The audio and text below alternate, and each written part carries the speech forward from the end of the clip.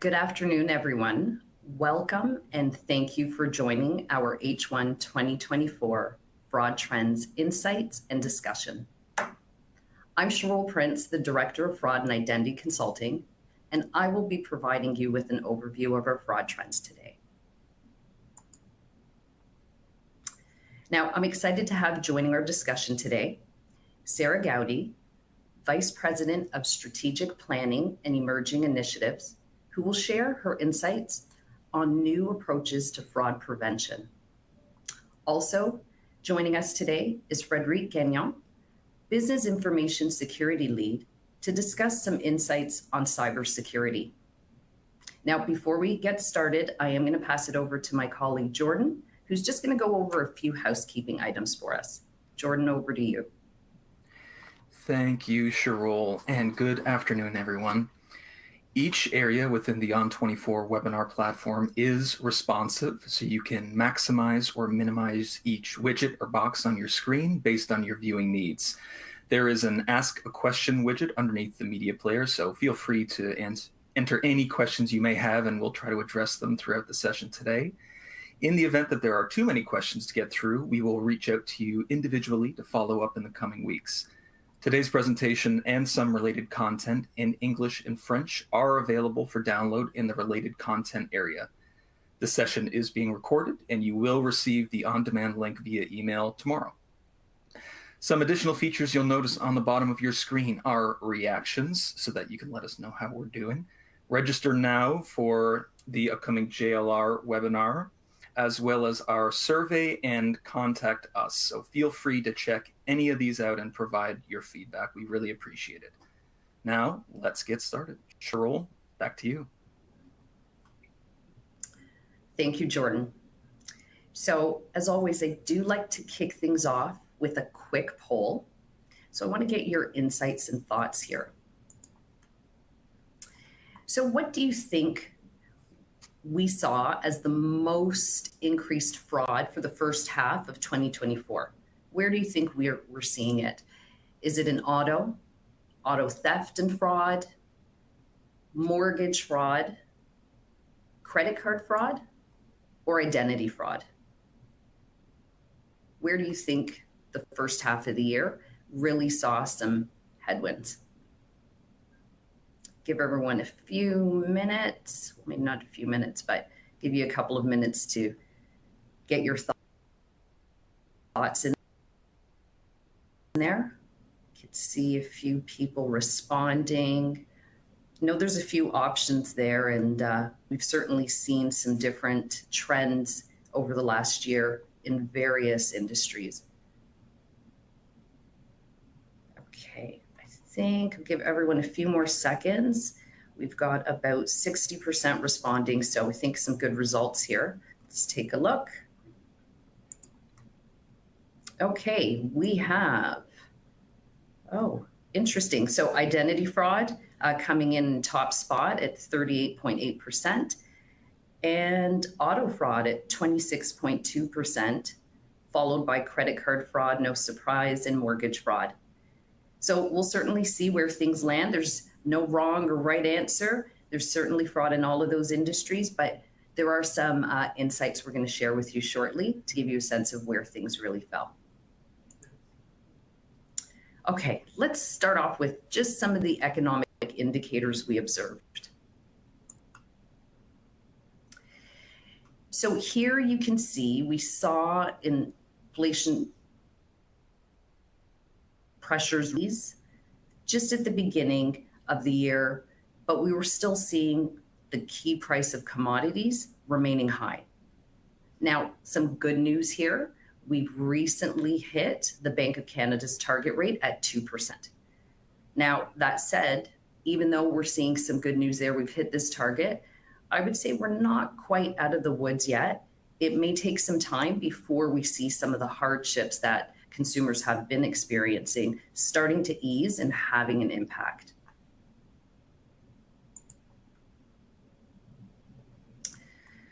So really, essentially at the beginning of the year, we still saw, economic uncertainty. It continued to weigh on consumers. So we saw overall credit demand remained low across multiple credit products. And we really saw in credit inquiries down by 3.5% year over year. Now, certainly the slowdown in the mortgage market has continued to play a role here. And you can see from the chart on the right, our new to credit population remains the biggest driver for credit demand. And not a surprise here, as we saw that in our previous trends. So even though we have been seeing that rates are coming down, I think the actual impacts are going to take at least another quarter before we're seeing how it's playing out for consumers. So let's take a look at some of the fraud trends we saw and what role the economy, some of the insights I just touched on, played.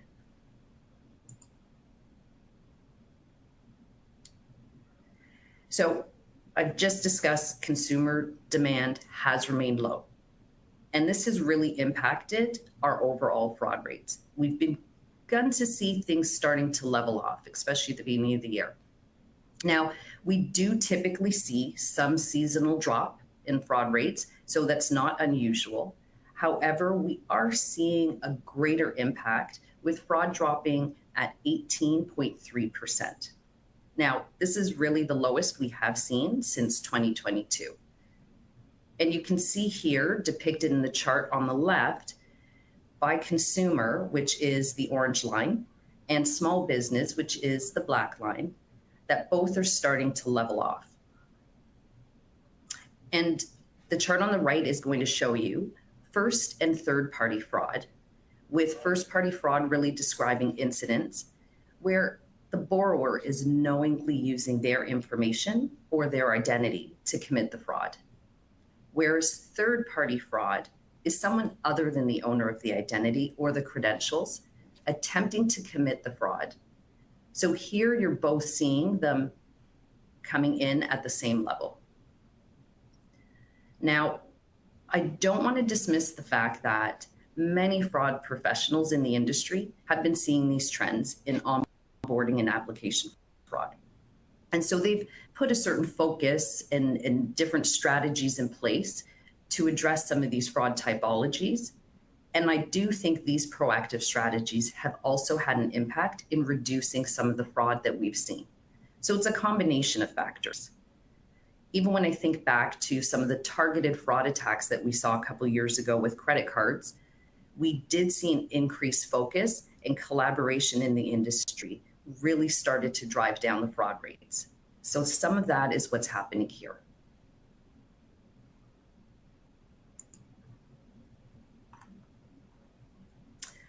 Now, continuing to drive up is the portion of identity theft in credit applications. So thinking back to the poll, yes, identity theft is having certainly a big impact on multiple industries.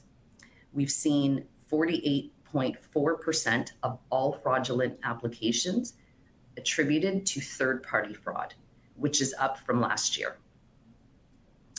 We're also seeing a rise in synthetic identity and fictitious identity, both coming in at 8.9%.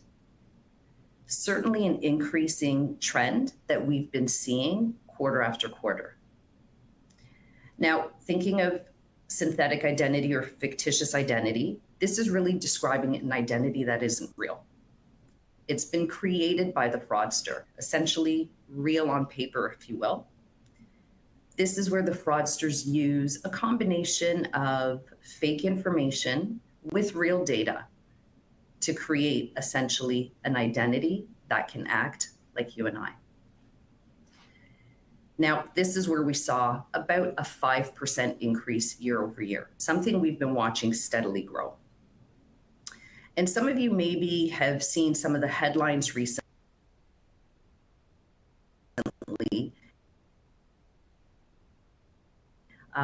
Project Deja Vu, who had approximately 680 unique synthetic identities that they were using actively.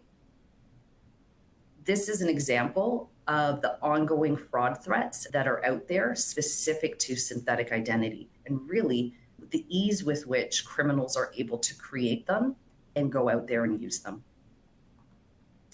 So kind of turning a little bit over to first-party fraud, which is captured on the right, you'll see that we've highlighted some of the trends that we have seen specifically in this space.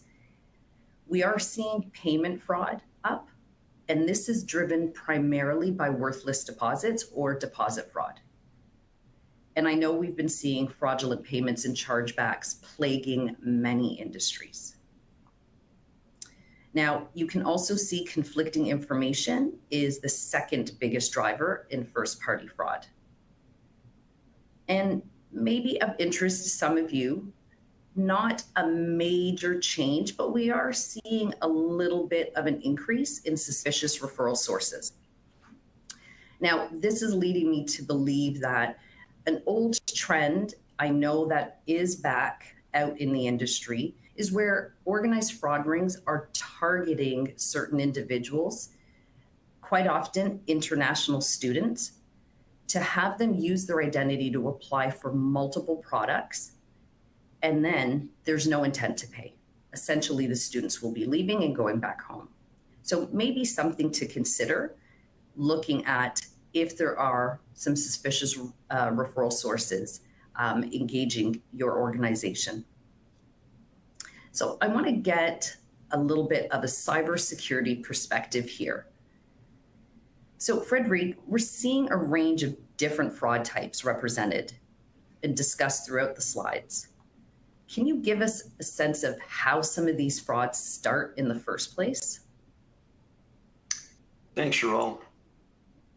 Frédéric Gagnon here, Business Information Security Lead.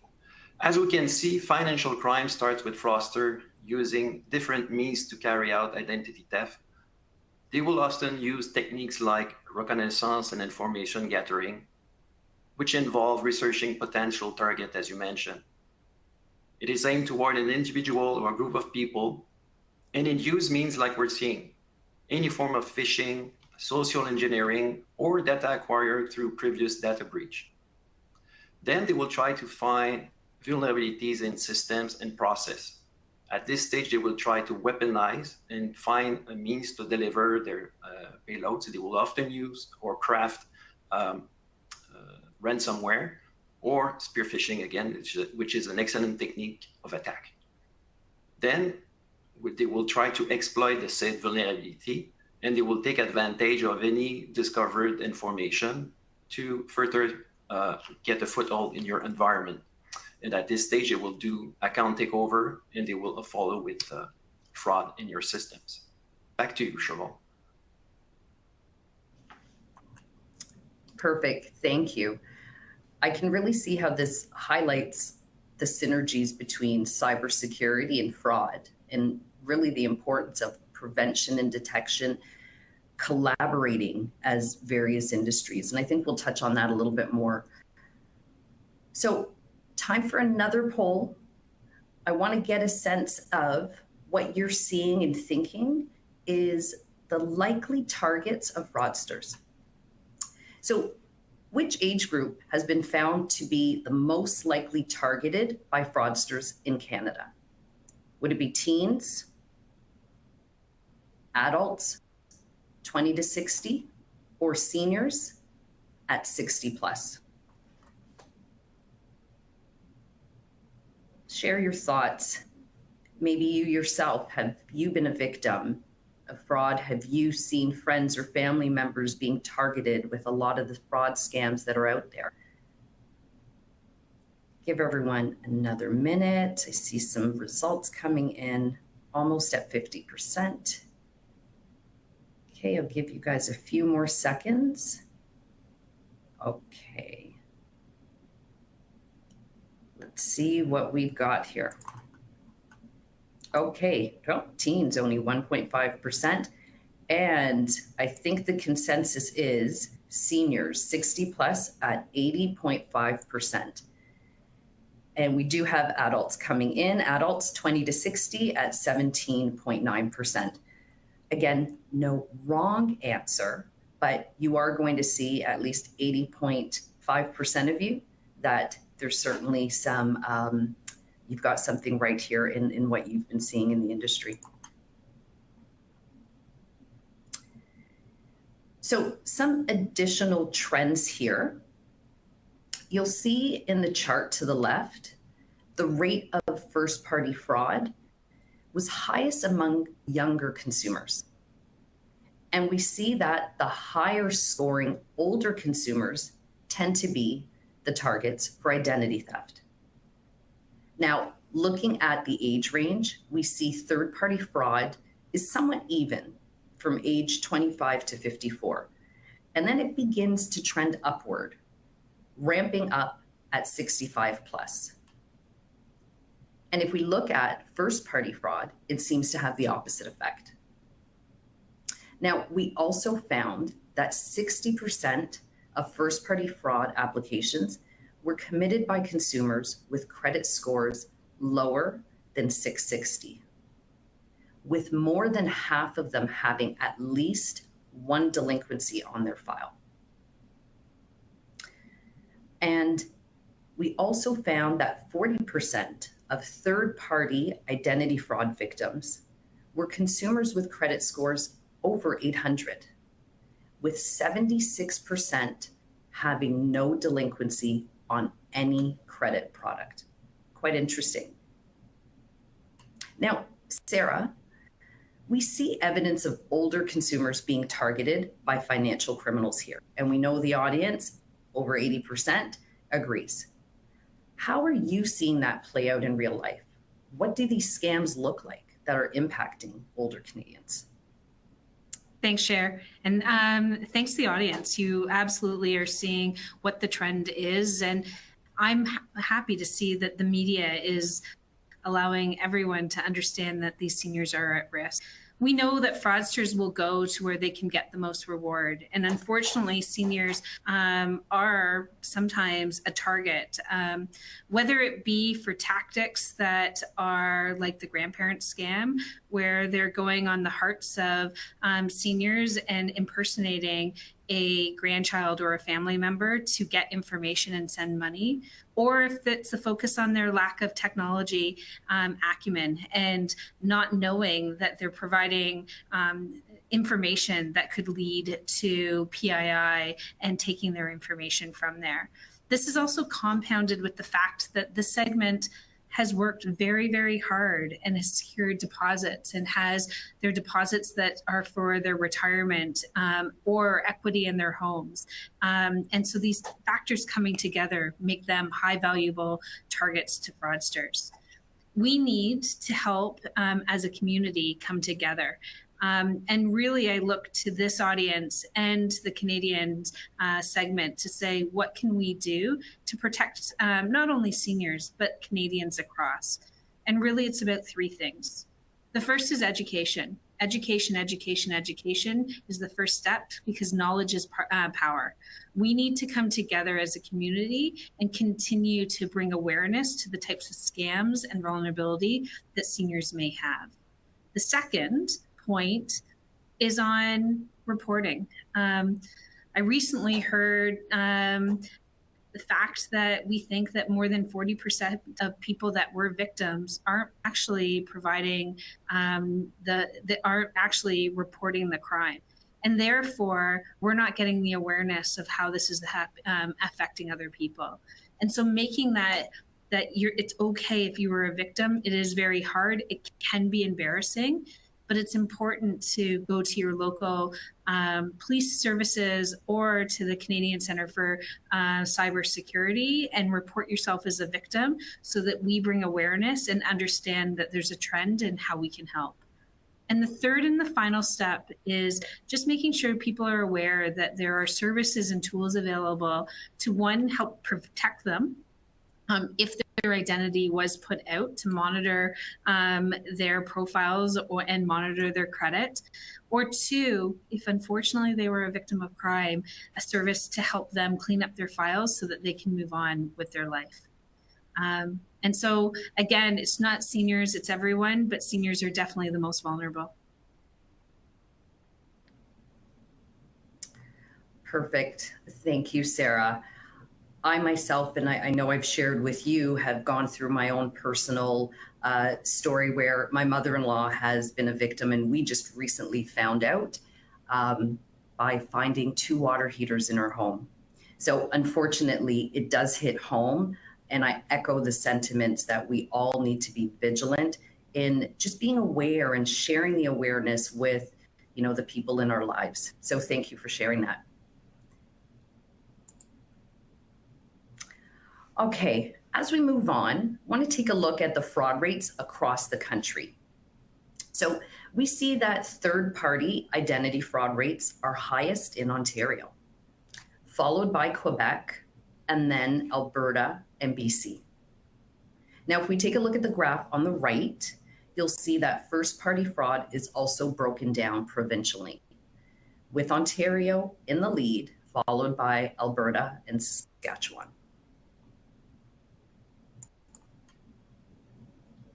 Now, let's dive in to some of the fraud trends we saw by industry.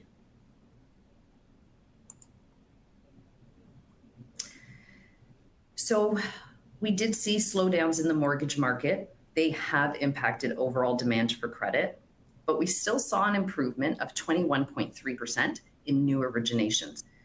Now, again, there's some seasonality here. It's not as high as we would have seen in other quarters.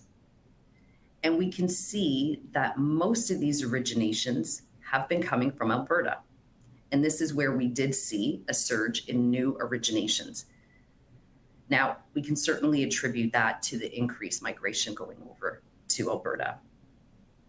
And another interesting trend that we saw was the average mortgage amounts rose by 6.1% year over year and 5.5% quarter after quarter.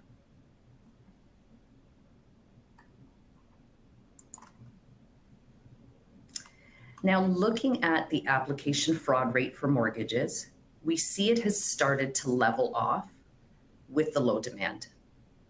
The rate of fraud actually went down by 16.3% year over year.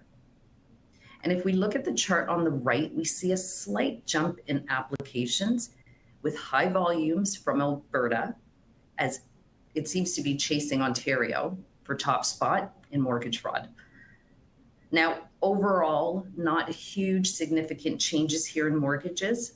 I think we're going to see in the quarters ahead what the dropping interest rate and recent announcement and changes to amortization, and even I think we've just heard some new announcements on stress testing.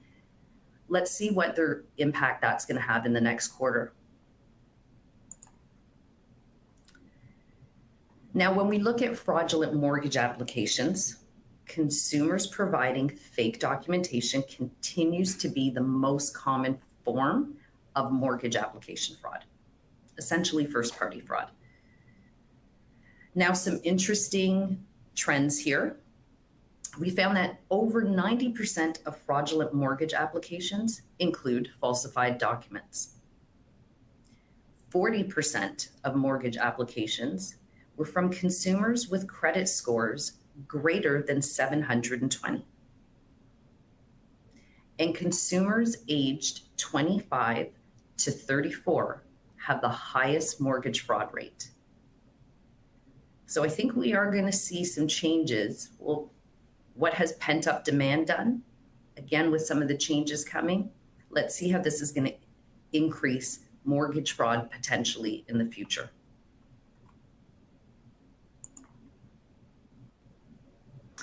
Okay, let's turn to the automotive industry. Now, here's where we saw strong demand for credit with loans up year over year, even just as prices began to come down. Now, what's interesting here is the significantly high delinquency rates, with levels at the highest we've seen in 4 years. Now, the auto fraud rates have continued to increase through the second quarter of the year, with the fraud rate up 54% compared to a year ago. So we're definitely seeing some issues here in auto. And we see in the chart on the right that the increase, again, has been driven primarily by Ontario. Don't think a lot of folks are surprised here. Now, first-party fraud is still the primary concern in auto, with conflicting information as the top reason. An interesting finding here is we identified that 20% of fraud applications containing falsified income, falsified employment, and financials had a delinquency on their file. Now, identity fraud continues to be a concern. It did remain at 18%. And we have also found that younger consumers with lower credit scores formed the majority of first-party fraud cases.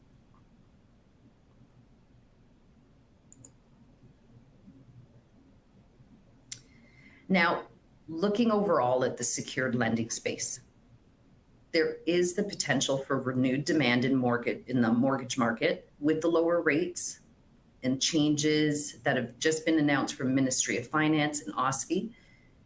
So this demand may help change some of what we're going to see coming forward in the next couple of quarters.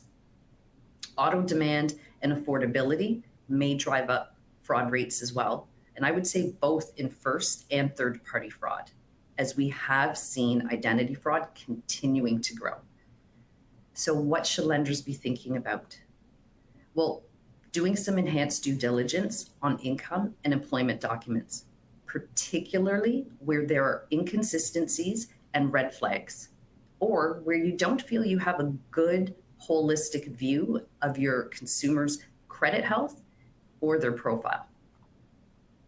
Looking at implementing real-time fraud detection solutions to identify suspicious patterns. Those are going to be some key things you want to give some thought to. Now, Sarah, we see identity fraud continuing to grow in the auto space, and mortgage industry has been persistently seeing issues with first-party fraud, even among consumers with higher credit scores. So how do you see fraud prevention changing to keep up with these evolving trends? Thanks, Cher. I think as we've talked about before, I always want to step back, and I think it's important to say where the gap and where the fraud will come is where the vulnerability occurs in the process. Fraudsters will look for the easiest way in and the weakest link. We've been obviously as a industry very, very focused at the application stage and the onboarding stage, because if you're doing that up front to make sure that customers are who they say they are and the applications are good, you're stopping them right at the front door. But we also know that fraud happens throughout the customer's life, the entire life cycle of a client journey. It occurs at application. It then occurs at transaction and all stages. And it's important for us to step back and look at how we are protecting fraud and looking at it as a layered approach and implementing these solutions over time and continuously throughout those journeys. But to truly be able to do this and to take a proactive approach requires the industry coming together to understand what the end-to-end process looks like and where those gaps might occur. And by doing this, at times we've looked at ways that we can add friction to the customer experience in order to protect and reduce fraud, but it doesn't always have to be about friction.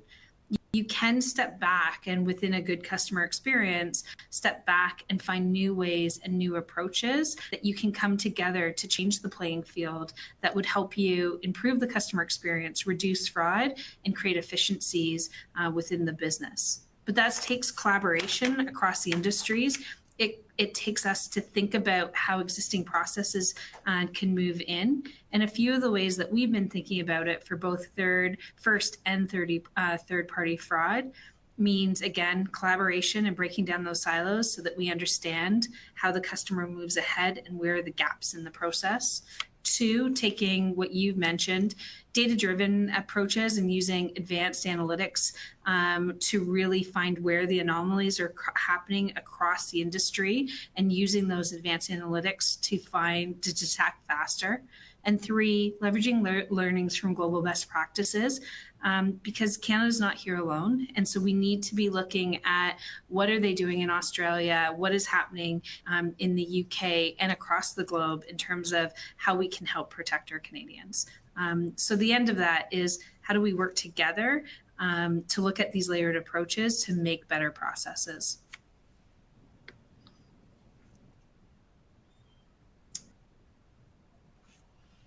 More collaboration is really at the heart of what we want to do. We know that fraudsters collaborate. They have a lovely network on the dark web in which they thrive. And so until we start to collaborate in the ways that they do, we'll always just be a couple steps behind. 100%. And it's only if we're doing it together. Agreed. Okay, moving on to cards. So in cards, we saw great, strong growth, but significantly increasing debt levels, up 13.7% year over year. And not a surprise, as the average credit card balance per consumer continued to grow despite the slowdown in consumer spending.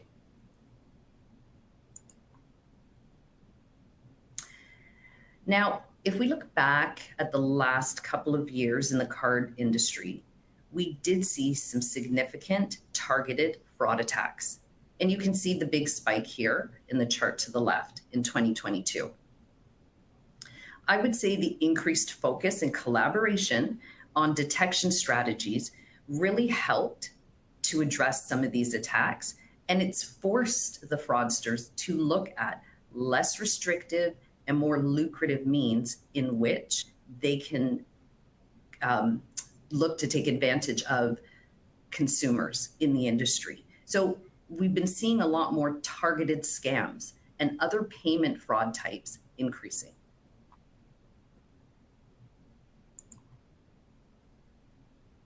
Now, identity fraud remains the primary fraud reason for cards, with just under 75% of all frauds the result of true name fraud.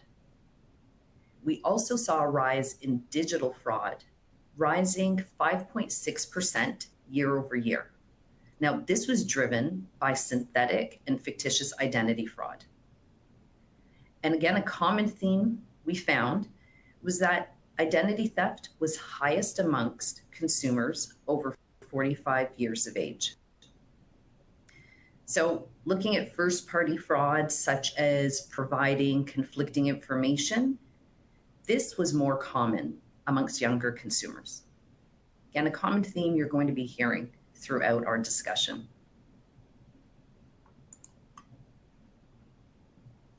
Now, in banking, we saw a 22% increase in identity fraud. And this should be no surprise, as we've heard from the Canadian Anti-Fraud Centre that in the first 6 months of this year, 284 million was lost to fraudsters. This means we are on track to meet, possibly even exceed, losses of over 550 million, just like last year. And keep in mind, I know Sarah touched on this before, we're only seeing a small representation of reported fraud.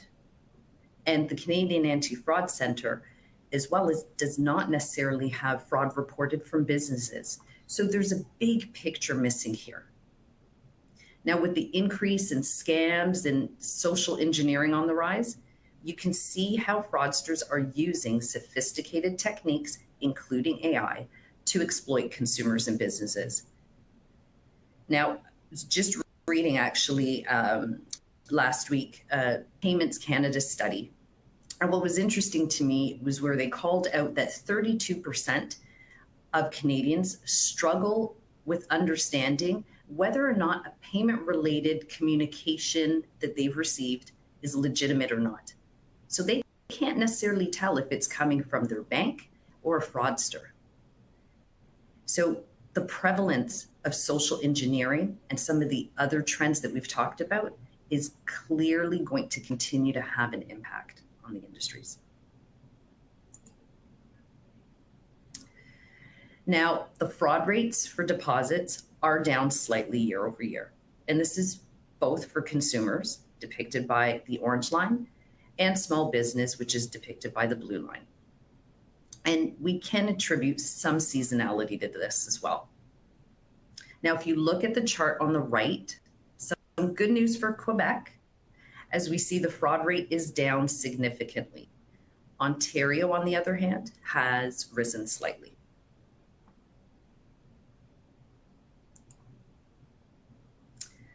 Now, if we look at the rise in the portion of third-party fraud, both true name and synthetic identity, it does seem to resemble targeted attacks that we have seen in the past. Really, the increase in identity fraud is being driven up by the increase in synthetic and fictitious identity fraud at 11.3%. And an interesting finding is that 36% of fraud applications were from consumers with credit scores under 660.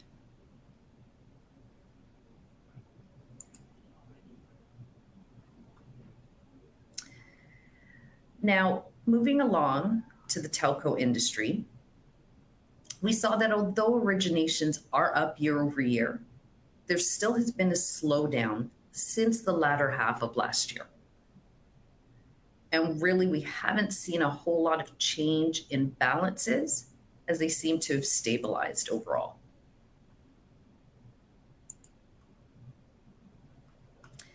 Now, when it comes to telco fraud, the rates continue to drop year over year as the application volume has remained high. We do see fraud rates down by about 10.8% year over year, while the fraud application volume was up just over 14%. And we also see here to the right that Ontario and Alberta, again, are vying for top spot in fraud.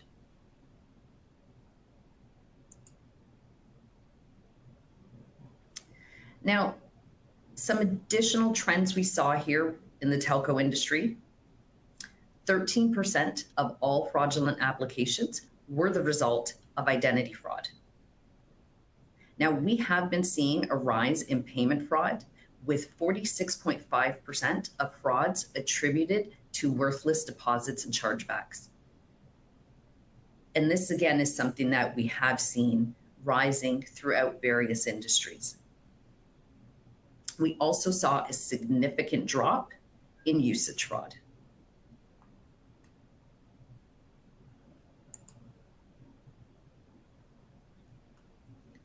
Now, looking ahead at the unsecured lending space,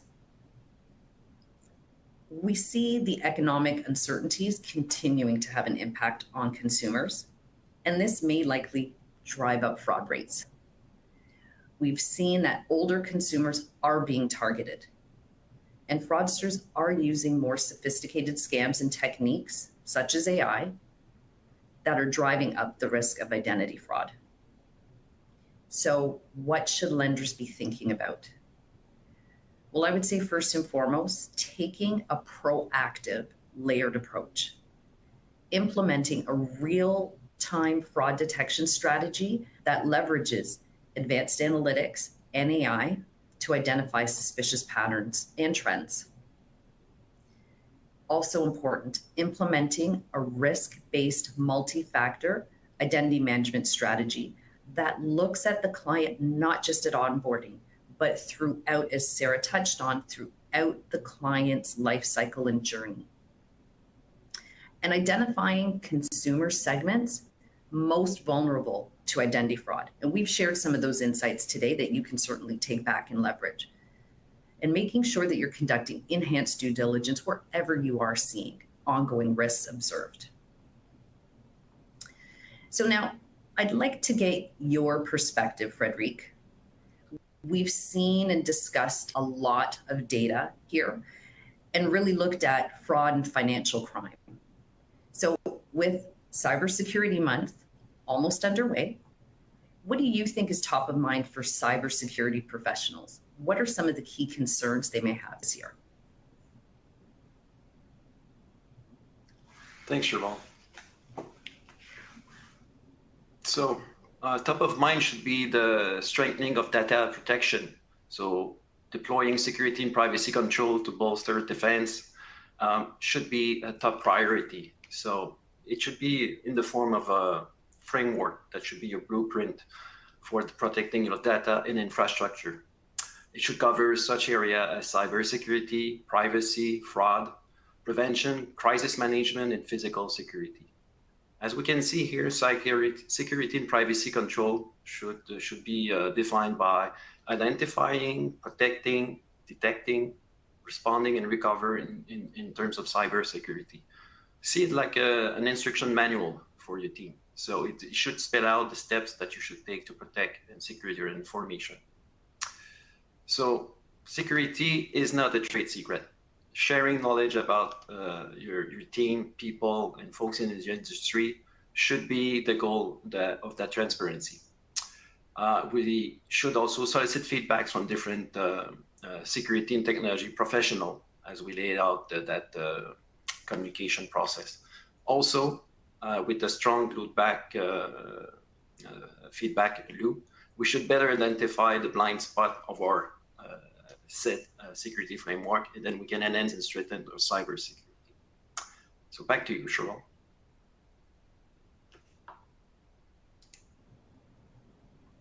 Thank you. I love that you said blind spot, because I do think that's certainly something a lot of organizations need to do sort of as a first step. Take a step back and look at what are your blind spots and where do you need some help and support to build out a robust strategy to deal with fraud and financial crime. And you also touched on another key theme that we've heard throughout today, which is collaboration. And so again, I see this is a real opportunity for us and everyone out there listening today to collaborate, to address a lot of the fraud trends and issues that we've seen, are here, and are emerging. Okay, I'm going to do a little time check. And I do think we certainly have some time for some questions. So let me see what we have here. Okay, some interesting questions here, and some certainly touching on some of the themes we have. So I'm going to pull this one here, and Sarah, maybe I can point this one to you, but we have a question here. What are government agencies and law enforcement doing to combat fraud and help victims and prosecute perpetrators? There have been a number of articles on how many scams are operating outside Canada even. So what are your thoughts there? I think our jurisdiction and the way that Canada with provinces, and because many of these scams are international, the first thing I would say is it's not easy. It's hard to pull all this information together for our police services and our government to go with the volume of scams and trends that are happening. What I would say is, as I've mentioned before, is they are looking at how they can help pull data. So the Canadian Anti-Fraud Centre is updating the way that victims can document a scam or something that has happened to them. And again, they're encouraging of how do you get people to come forward to present that information, because the more people that do that, the better knowledge that we have across our country to help prevent and to help prosecute and shut down. If I think about it 5 years ago, and this isn't, I'm from the banking industry, not from the police, but even 5 years ago, if we would have thought about it, not even across our our topics, you would have some pockets of places where people were collaborating, but really it was not seen as something that you would collaborate as much on.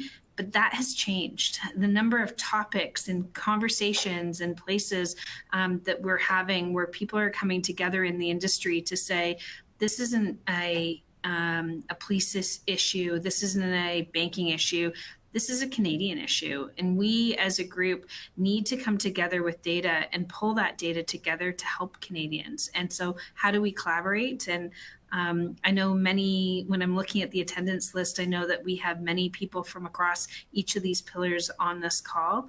And I just urge all of you to continue to think in that way of how we come together to collaborate and support the fight against digital crimes. Thank you. And again, the collaboration is the big key. And would you say there's anything that can be done with international collaboration? Yeah, I think it's a great point. I know internally, we at Equifax, and I can only talk about, obviously, I can talk about what we're doing. I think I can push it to Frederic to talk about how security is different than fraud. But we at Equifax, as an example, have fraud departments across each of our global footprints. And so now we are talking to see what is the UK doing, what is Australia doing.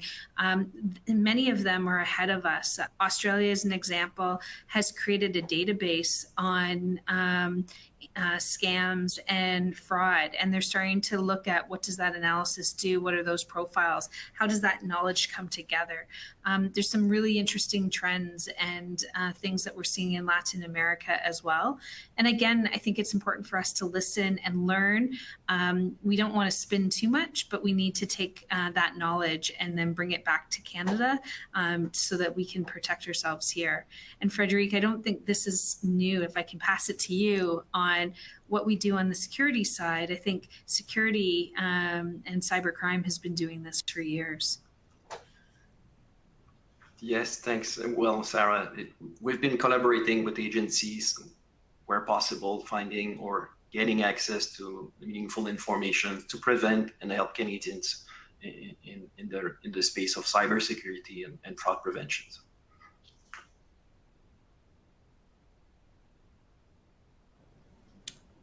Thank you. And we still have time for maybe a couple more questions. I do see an interesting one here.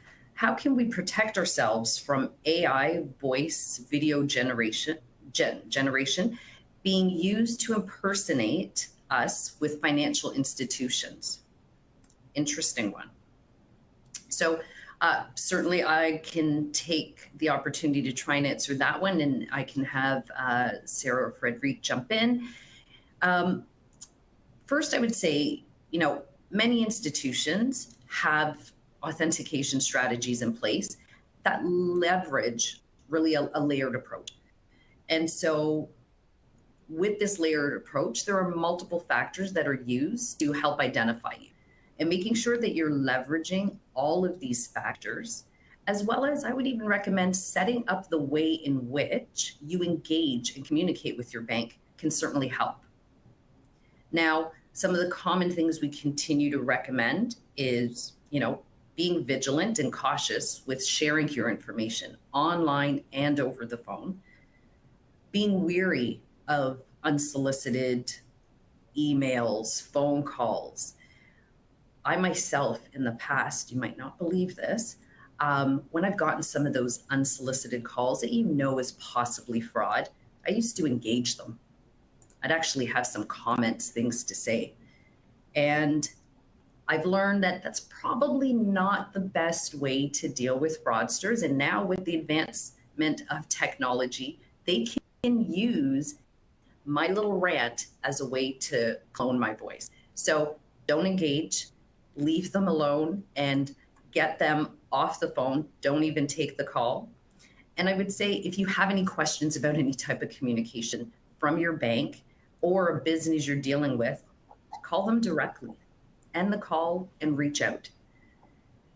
And you are going to see, AI technology is being used in fraud detection and prevention strategies today.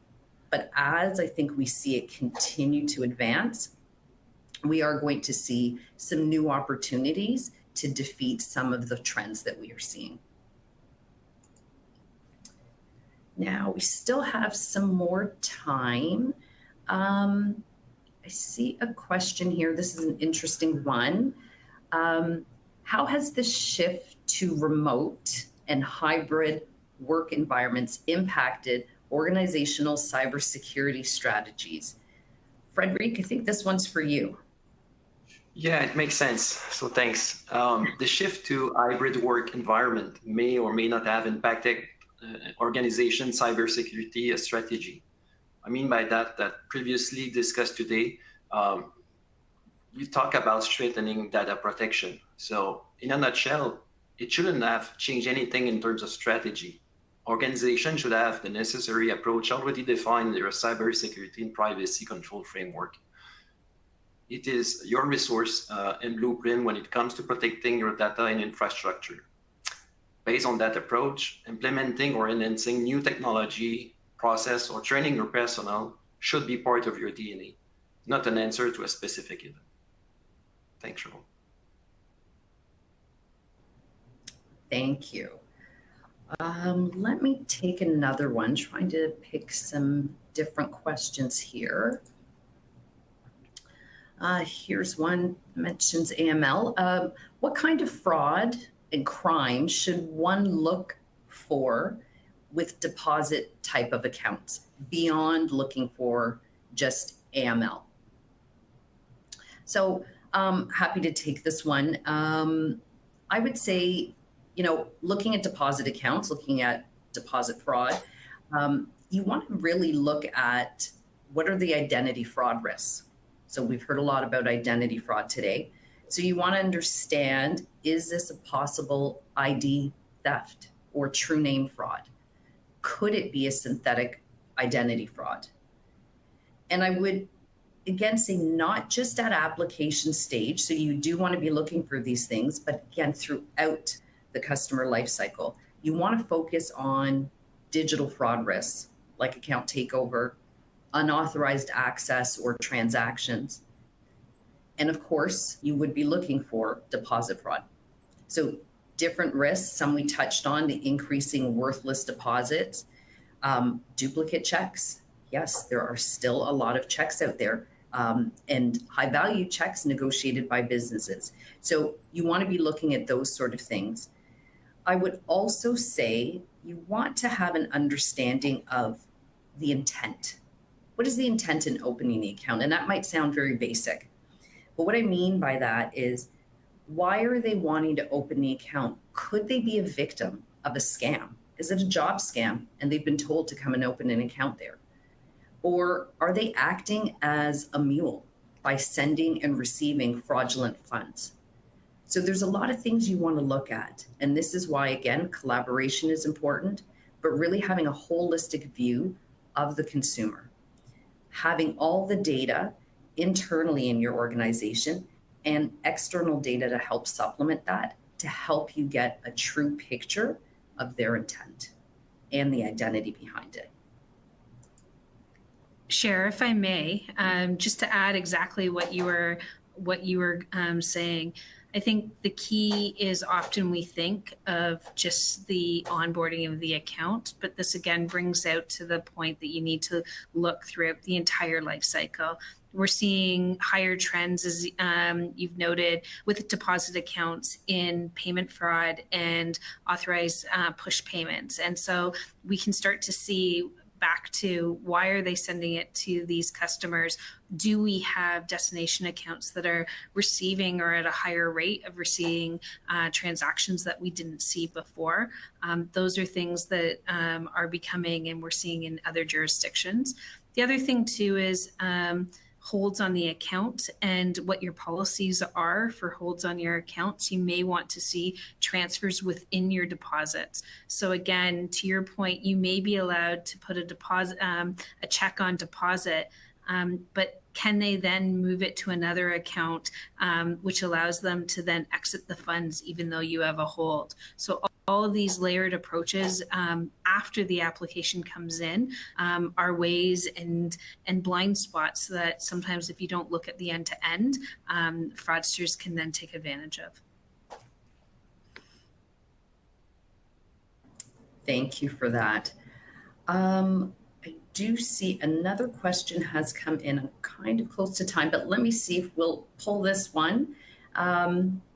So what are your thoughts on the sweet spot for anti-fraud efforts, balancing the effectiveness of fraud detection with minimizing disruptions to legitimate applications or transactions?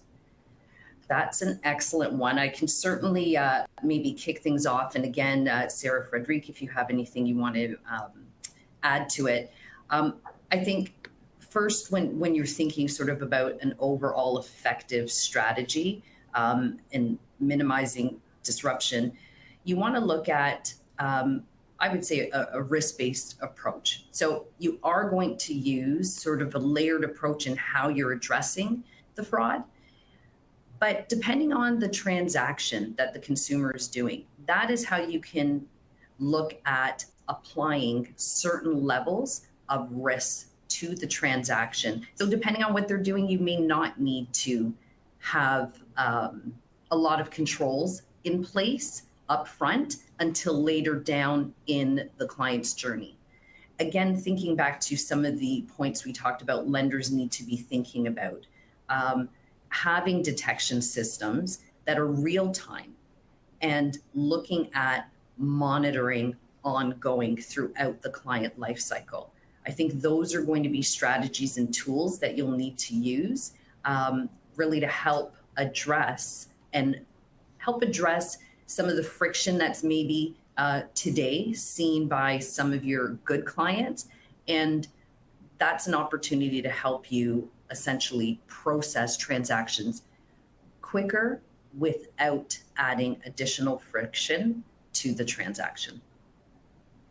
If I can add, and I 100% agree with everything that you've said, Cher. If I can add the point too, is sometimes the sweet spot too is educating our clients on why there's friction, what it is doing to protect them. And so that comes back to we as an industry maybe need to change what people saw as friction before, now changing it to protection or changing it to a step that allows them to pause and not feel the urgency that they have to do something always as fast as possible. I'm not saying minutes or hours, but I am saying that there are important steps that if we change that approach and we change the reason that the consumer sees it as helping them and sees it as going forward, that also will change the narrative of what we do. So we're not there yet 100%, but we as a community can work together to make that the norm.